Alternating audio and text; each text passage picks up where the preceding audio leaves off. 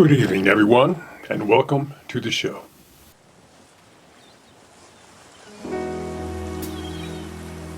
On the beach in the sand, I think of you.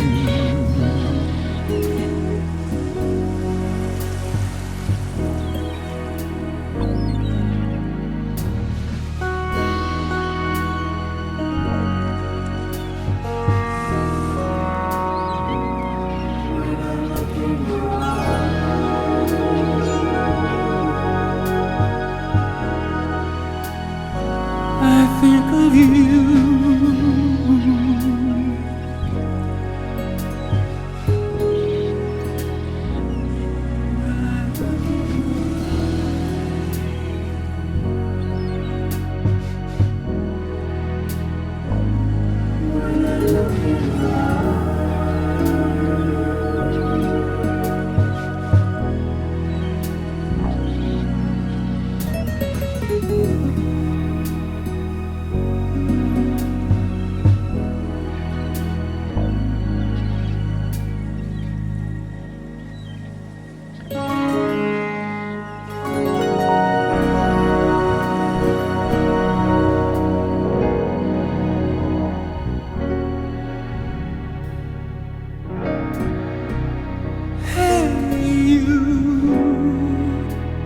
Did you realize I love you all my life? And when you're gone, I'm all alone.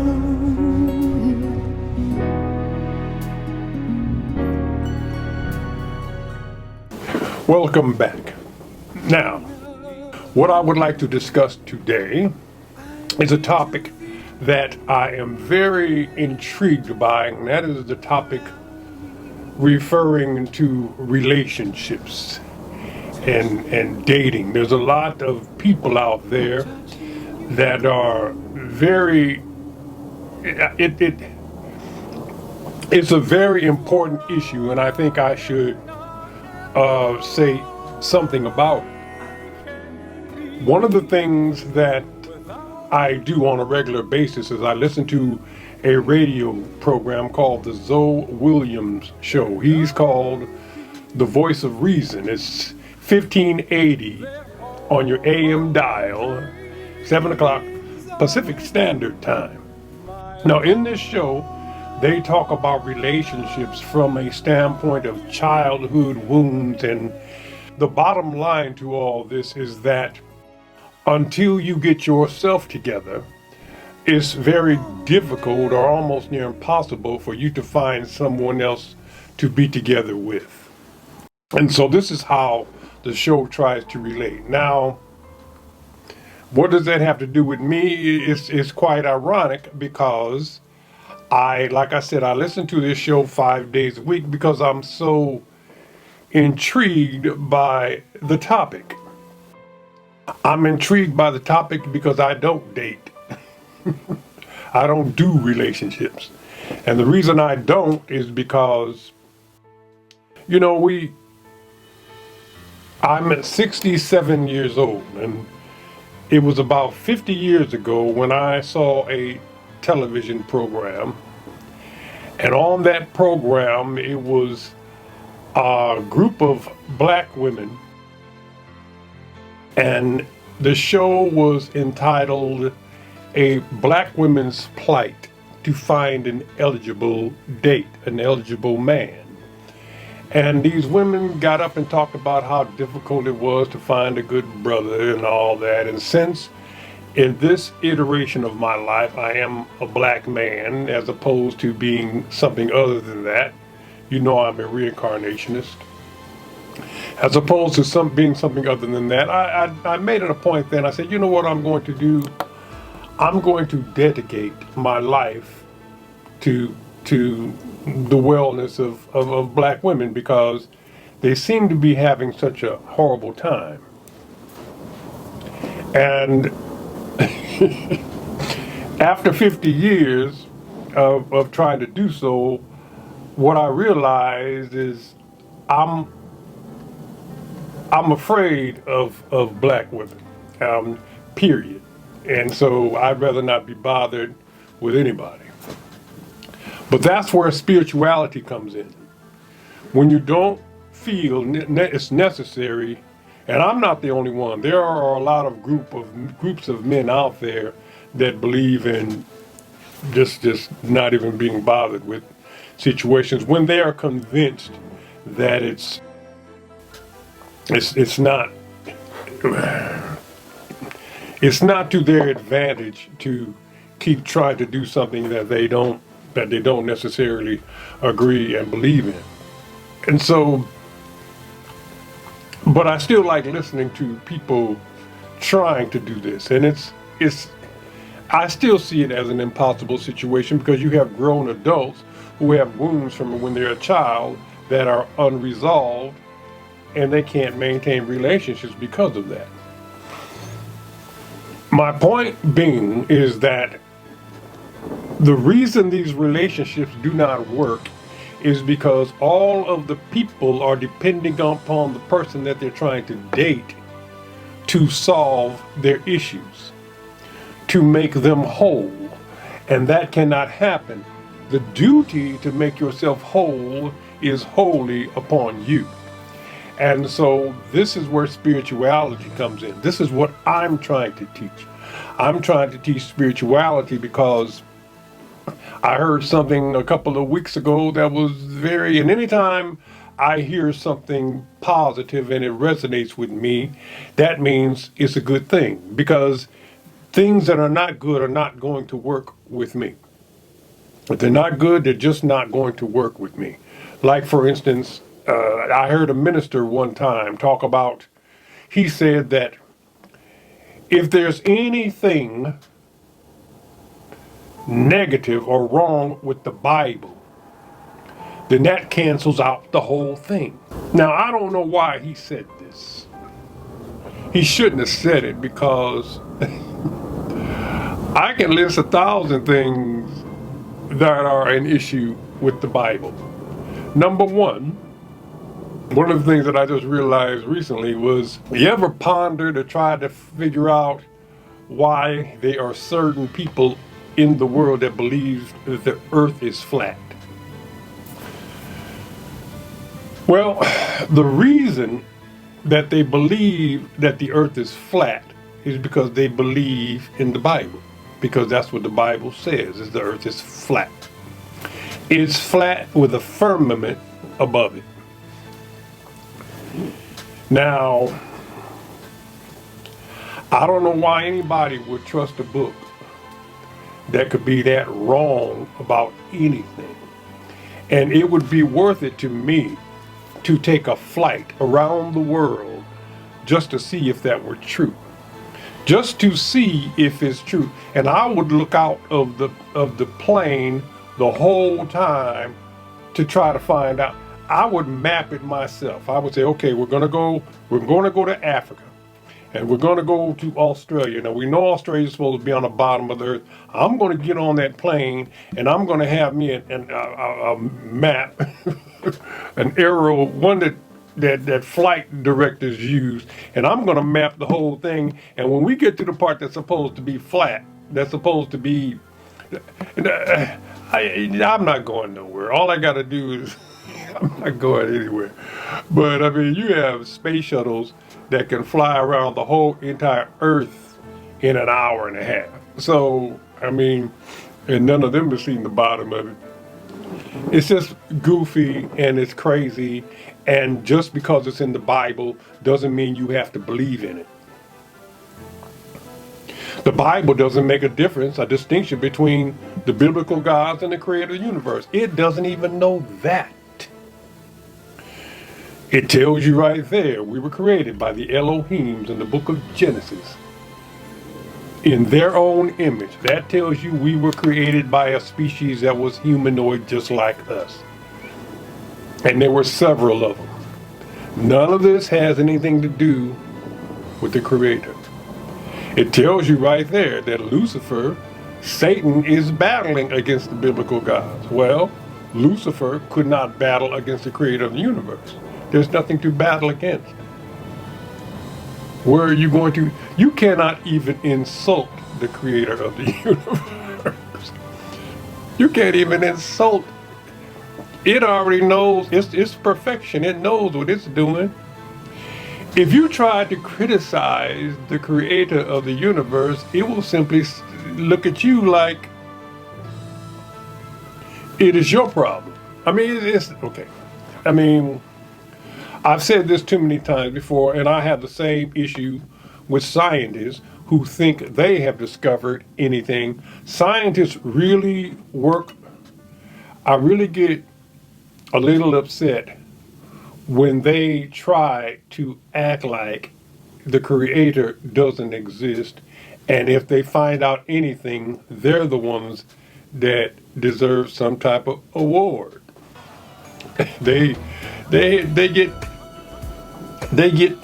awarded for discovering things. Albert Einstein, who's one of the greatest scientists that ever lived, should not have discovered what he did, because now you can just blow up the whole entire world with it, or with at least a version of that. Mankind needs to further its development as a species. The reason why we don't act like everything else on the planet does in a natural way is because we weren't created naturally. We didn't evolve naturally. We were created by a group of people that tried to make us what they wanted us to be. Not in a natural way. Yes, we are descendants of primates simply because we are made out of material from those primates, even our blood. The RH factor is a rhesus monkey, and they used a monkey called the bonobo to create us. In the second creation of mankind. The first time they used themselves, the second time they used apes. After the flood. Before the flood, they used themselves. They created us in their own image. After the flood, they used apes. And these apes, they used them because the apes already were halfway there anyway.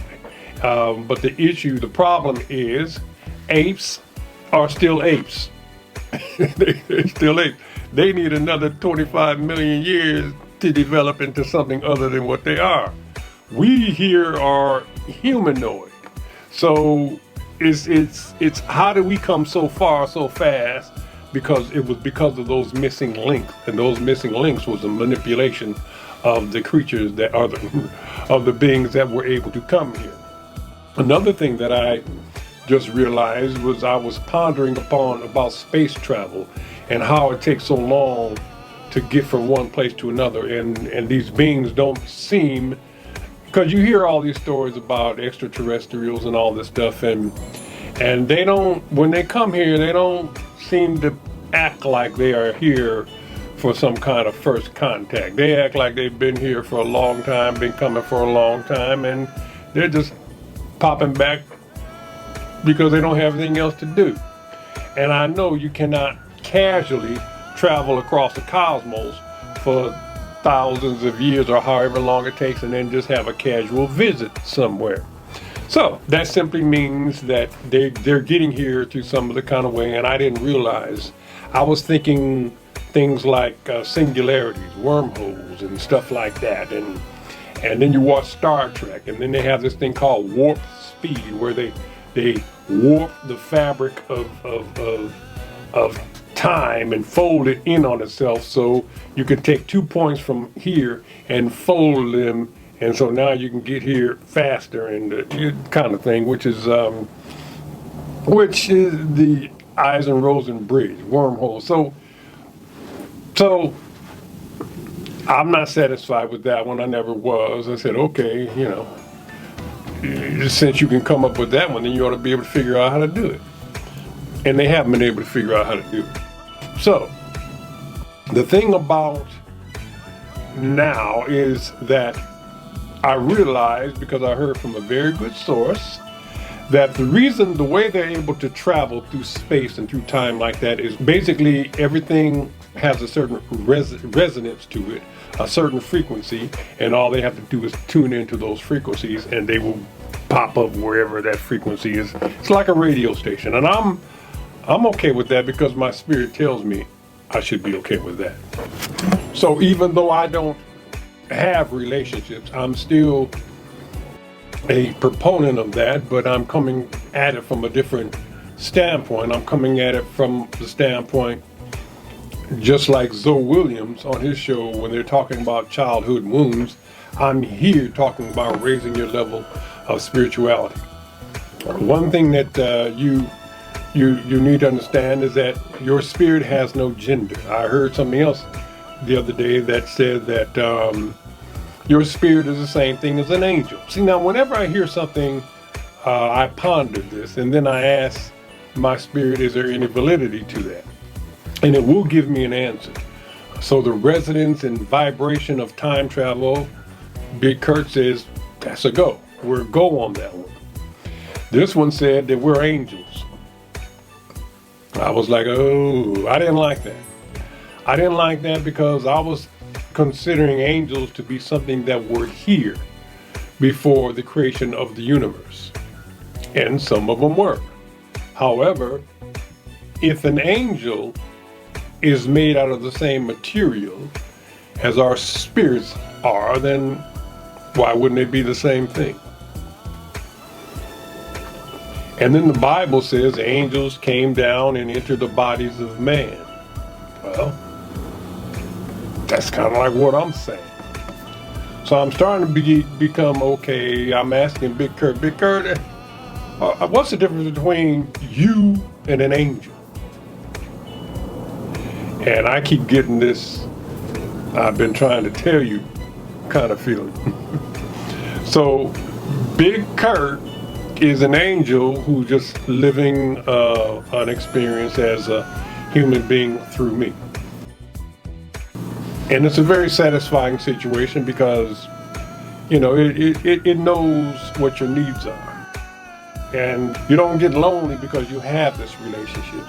I used to love to pamper women, you know. I used to pamper. I used to cook elaborate meals and by candlelight and do all that. And although I don't do that anymore, I pamper my Jaguar. I got a Jaguar that I pamper. And she takes me wherever we need to go. So anyway, the point I'm trying to make is, one of the other things I wanted to mention was when I wrote my book, I was looking for the time and the opportunity to promote it. At the time I was finished, Donald Trump became president and he was on the news. He was in the cycle every day. Every day it was one thing after another, and it was very difficult for me to even concentrate on what I needed to do as far as promoting the book. And I thought that when he's out of the business, everything will calm down and it will be time for us to learn something. Well, he never left. Like I said last week, he never left. There was an insurrection and more drama. Then he ran again. Now I'm thinking, okay, if he loses this time, it could really get to be horrifying because then he could really cause a muck. However, he won. And that's when you get to the point where you just have to throw up your hands and surrender and say, okay, I am going to work on something else. Right now, instead of all this, I'm simply going to work on me. Let the governments let this be a banana republic if it has to be that, but that doesn't mean we have to be anything other than what we can be. So we need to keep elevating our spirituality, getting to know ourselves, healing some of those childhood wounds. Listen to Zoe Williams at 7 o'clock Pacific Standard Time, AM 1580. They'll work on that. I'll work on the spiritual part, and then we'll all come together and we'll begin to create better beings of ourselves. when you start creating the better side of yourself, that is all you can do with your life. Really, that's what you're here for in the first place, to improve that part of you that is yourself, that you are in control of. Nobody else is going to be able to do it for you, not even a preacher at church, not with some of the things that they're telling you to do, because it's a business. They have to tell you what they're saying, or they'll lose their credibility, and will have to sit down and do what I'm doing. They're going to have to freestyle like me. So we're also continuing our meditation every week. For the next 3 weeks, I'm going to give you a different frequency resonating meditation to do. Make sure you do and complete your meditations. Do them, I'm giving you some music to listen to, because the music actually helps. What you're doing is, when you're meditating, you're freeing your mind, and you're allowing yourself to breathe. And when during that course of breathing, it opens up channels in your brain, in your whole entire body, called chakras. And these chakras, when they're healthy, they really operate at an optimum capacity. But when they're not clear, when they're clogged up with a bunch of stuff, which ours is, then they don't operate, and your body doesn't work efficiently like it should. So use these meditation exercises. Don't worry about the frequencies and hertz, because I'm not in full agreement with one particular set of hertz does one thing and the other does. I think they all work together, and do the whole entire body good.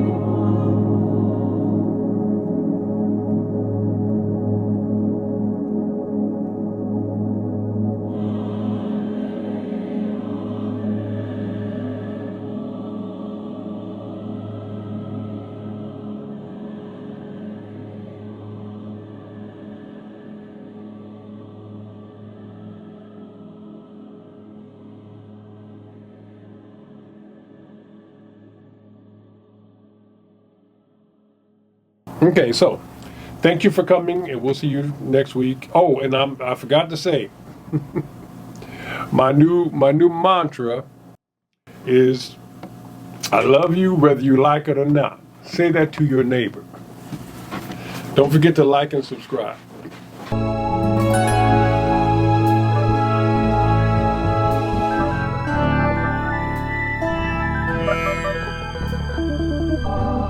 Love me too. Love me too.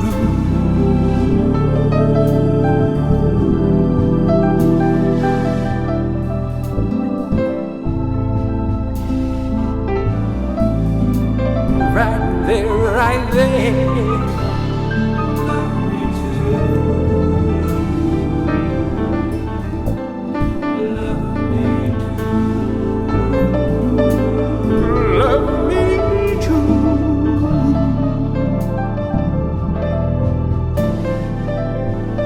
Love me too. Love me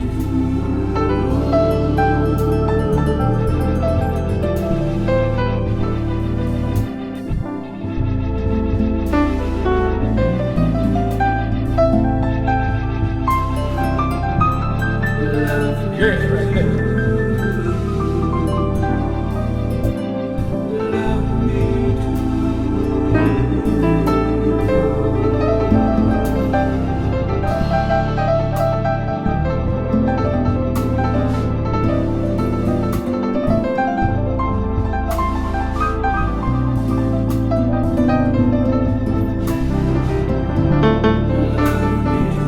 Yeah, right there. Right there.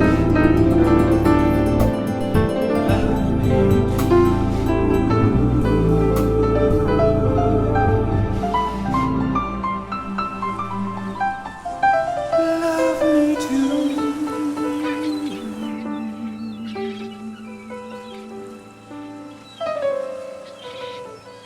Subscribe and push the like button.